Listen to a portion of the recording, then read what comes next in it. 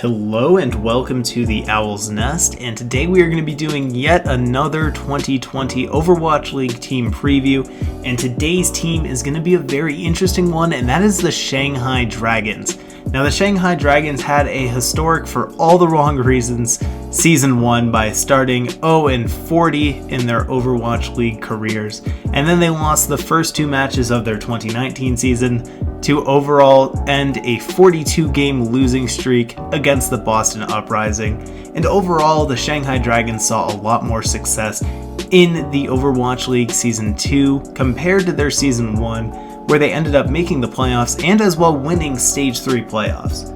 The team has definitely made some different roster moves that we are going to go over, and then we're going to go through their schedule as always and look at wins and losses that I see taking place throughout the season, and then we'll wrap it all up in summary. So as for players leaving the team, Youngjin has decided to retire. He was a flex player for the Dragons, and probably you would most recognize him for his Doomfist. That was a major proponent of their dominance in Stage 3, and it looks like he will no longer be on the team for next season, and he has retired from professional play. Next up is going to be Gamsu, and Gamsu was a free agent going into this offseason, and he ended up signing with the Dallas Fuel, and we'll get on this for a little bit. This is going to kind of be a big loss for the Dragons. A lot of my questions for the team are about their tank line, and I just think that Gamsu leaving will be a bit of a blow to them, but I think a lot of the key pieces are still there, plus I like a lot of the players they've added. So I'm going to go ahead and say that it's okay that they've lost Gamsu. I think ideally you'd want to keep him, but it'll be okay for them. Then they also let go of Koma, who was one of their main support players, and he will not be on the team next year. And they haven't actually said a reason for it, and no one else has signed him yet. So I don't know what's going on there, but he is no longer a member of the team. And finally, Envy has decided to retire. Envy kind of jumped from team to team, going from the Valiant to Toronto and then to Shanghai. And rumors are that he was kind of a rough teammate to be around, so he is retired from professional play as well. So as we go into additions for the team, the first one is a very high profile player, and that is Fleta. Fleta was one of the main DPS players from the Seoul Dynasty, and a lot of people were surprised that as they brought in Profit that they didn't keep Fleta around. So Fleta ended up getting traded to the Shanghai Dragons. And alongside him, Lip is also joining at DPS. So Lip is coming over to the team, and he is coming from Blossom, and he is known for his Widow, his Sombra, and his Tracer.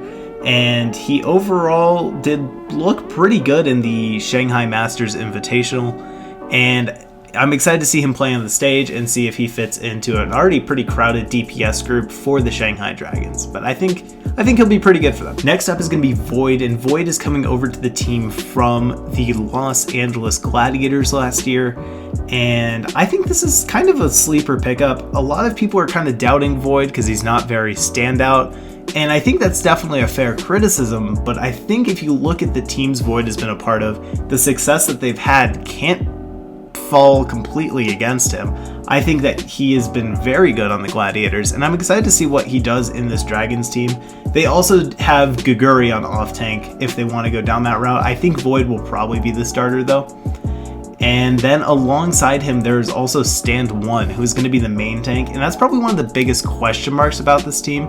Stand 1 is kind of an odd pick as one of your only main tanks, and I think he'll be pretty good though. I don't think he is as highlight inducing as their DPS line is, but I think he'll still be pretty solid. And then we have Lee J. John, who is coming from Runaway, and he's going to be the main support replacing Koma. And I like this pickup. I think that we don't know why Koma left, but I think Lee J. John could honestly be an upgrade from him, and I think he's one of the contenders players I'm really excited to see next year.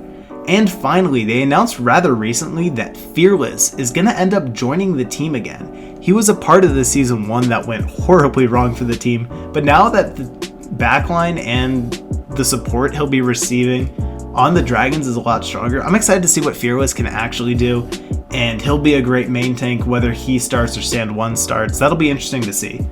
So yeah, like I said, my criticism for the Dragons is probably I wish they had a stronger tank line, but I think their DPS and their support line are so strong right now. And if we look at the meta tends to favor support and DPS at the current moment.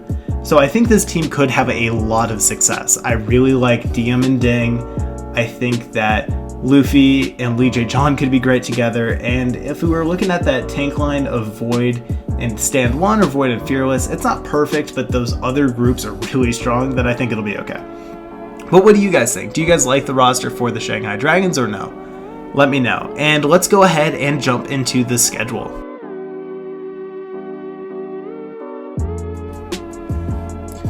Alright, let's go ahead and go through the schedule for the Shanghai Dragons for the 2020 season. And we're going to start up with a matchup in Shanghai against Chengdu, and I think they will win that. I think we can first start by going off of the Shanghai Masters tournament and seeing how Shanghai defeated Chengdu there, but also just looking at the improvements of the roster. I think Shanghai is a little bit stronger than Chengdu right now, but then again, Chengdu will always Chengdu, and I feel like they could upset, but I think I'm confident on that one going to the Dragons. Next up is going to be the Seoul Dynasty. I'm going to say they lose this one. I think it's close. I think both teams have their weaknesses and their strengths, but I think I'm going to give this one to Seoul, especially right now, just with the meta. I feel like Prophet will be great in it, and I'm not sure if the tanking issues for the Dragons overall make up for that. Next up is going to be the Gladiators, and I'm going to say that they win this one. I think that the Gladiators still have that really big DPS question mark, and though I'm a little worried about the Shanghai tank scene, I think that the hole in tanking that Shanghai has is a lot stronger than the hole in DPS that the Gladiators have. So I'm going to give that one to the Shanghai Dragons. Next up is going to be the Shock, and I'm going to say that they lose to the Shock. That one could be close though, and it's also being played in China, but I think I'm going to give this one to the Shock just because the Shock are looking so good going into next year, and I just can't really see them being weaker than a specific team. It would come down to the matchup, and I just don't think it's that one for them. Next up is going to be Vancouver, and that's going to be a close one. I'm going to go ahead and say that they win it. I don't know why, but I just feel like though Vancouver has taken a step back this offseason and Shanghai has gone forward, I think overall I just have to give that one to Shanghai. That's just what my gut's telling me though. I think Vancouver is probably the better team overall, but I'm going to give this one to Shanghai. Next up is going to be the Valiant, not the Spark. And I'm going to say that they beat the Valiant. I don't think that the Valiant have improved enough to really counter the Shanghai Dragons, so I'm going to give them that win. Next up is going to be Dallas, and kind of the same situation there. I think Dallas has improved. However, I don't think it's enough to beat this version of the Dragons.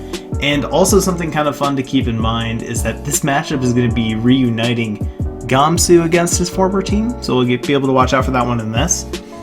And then we get them playing the Chengdu Hunters again, and I think they'll still win that one, so I'm going to go ahead and win that. And then next up is going to be the Vancouver Titans again, and also I'll say that they lose this one just because of me giving them the first one to them. I could see that being a split series, so I'm going to go ahead and give that win to the Vancouver Titans. Next up is going to be the Gladiators, and I think that they will beat the Gladiators. For the same reasons as earlier. And then we get the Valiant again, and I think that'll also be a win for Shanghai. Next up, they are playing the Shock in Dallas, and I'm going to say that they lose that one again for the same reasons. I just think that the Shock are looking stronger. Ooh, this is kind of an interesting matchup. They're going to be playing Dallas in Dallas. I'm going to say that they still win it. I think the home field advantage, especially for the fuel, will be great for them. I think Dallas is going to have probably pretty fantastic homestands if it's based off what happened last year. So I'm going to say, that being said, that Shanghai comes back and wins that. That could be close though. That could be an upset for the Dragons there. Next up is the Charge, and I'm going to say that they lose to the Charge. I think both Chinese teams are probably at about the same level, and I think the Dragons and the Charge are the two best Chinese teams, but I think I'm going to give that one to the Charge there. Next up is going to be the Mayhem, and I'm going to say that Shanghai beats the Mayhem. I think the Mayhem could probably have another rough season, and their off-season moves haven't impressed me enough for me to considerably rate them higher, so I think Shanghai will still have this. Next up is a fun matchup, though, against Philadelphia, and I'm going to say that they lose it. I don't know why, I feel like Philly's new roster is a little bit stronger than Shanghai's, so I'm going to go ahead and say that Shanghai takes the L there. Next up is going to be against the Justice, and I'm going to say that Shanghai wins it. I think that the Justice have some things to look forward to, but I still think there's some question marks that overall I feel that the Shanghai team is a lot stronger. Then we have another good one against the Atlanta Reign, and I'm going to say that's a close one. Oh, it's played in Atlanta though. I'm going to give this one to Shanghai for now. That's close though. Atlanta is probably one of the best Western-based, even though it's mostly a Korean lineup, team. Yeah, I'm going to say Shanghai wins that for now. That could be close though. I think Atlanta could win that.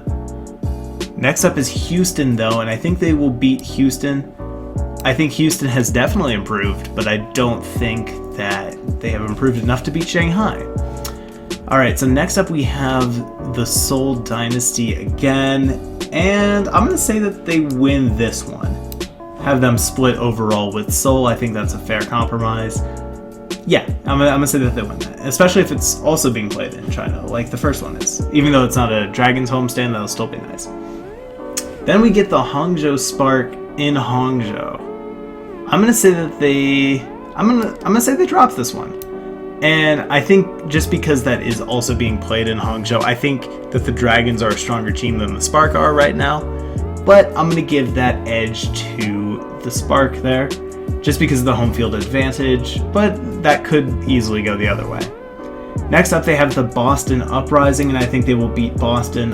I feel almost the exact opposite with Boston that I feel with the Shock. I don't see them beating a team next year, and there are definitely some matches they could win in upsets, but I don't feel like they're going to be very strong next year. Next up is Toronto, the new and improved Toronto. I'm going to still say that Shanghai wins this. That'll be close though. I just think that Toronto, though they've improved quite a bit from where they ended last season, I think that the Dragons are the better team. Then we get Paris, and this is late season Paris. It is being played in Shanghai though. I'm going to say that they win this. I think that the Element Mystic roots that are going to be planted in Paris will show eventually, but I don't know if it'll be at this point. Yeah, July, yeah, I'm gonna give that one to the Dragons. And then London, I'm also going to give to the Dragons. I think they'll win both these homestand matches. That'll be good for them. Then we get the NYXL, and this will be a big test for Shanghai, especially at this point in the season. This is when playoffs extremely matter. I'm going to go ahead and give this win to the NYXL. I think that NYXL is overall going to focus a lot on just being ready to go to dominate the postseason after two probably back-to-back disappointing seasons for them. So I think they will take that one. Then we get the Spark again. I think they will win the Spark this time, and I think they'll beat the Charge again this time too. So overall, this is how I see the Shanghai Dragons doing. Let's go ahead and wrap this up. So overall, I have the Shanghai Dragons finishing at 20-8, which should definitely get them a playoff berth, and I'm excited to see if they make the postseason and how they do in the postseason. So anyway, guys, that is going to do it for this video. I hope you guys all enjoyed, and I'm going to have more of these team previews on the way. We got about 12 more teams to get through before the season, and it's coming up pretty soon, so I'm pretty excited. So I hope you guys all have a great day, and I'll see you guys soon.